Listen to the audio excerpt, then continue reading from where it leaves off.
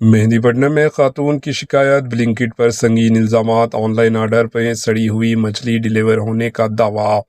حیدرآباد میں on line food delivery پر سوال، سڑی ہوئی مچھلی پہنچانے کا الزام۔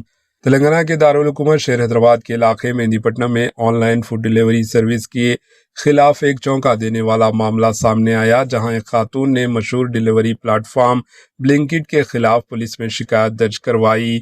خاتون کا الزام ہے کہ انہوں نے آن لائن پلیٹ فارم کے ذریعے مچھلی آرڈر کی تھی، لیکن ڈیلیوری کے وقت انہیں سڑی ہوئی اور خراب مچھلی فراہم کی گئی۔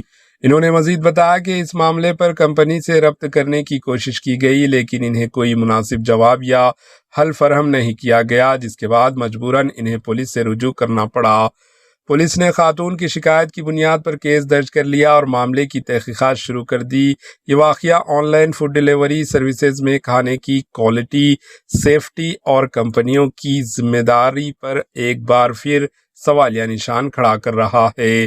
ماہرین کا کہنا ہے کہ صارفین کو آن لائن اشیاء خریدتے وقت خاص احتیاط برتنا چاہیے اور کسی بھی مشکوک یا ناقص چیز کی فوری شکایت درج کروانی چاہیے۔ Bureau report, H news.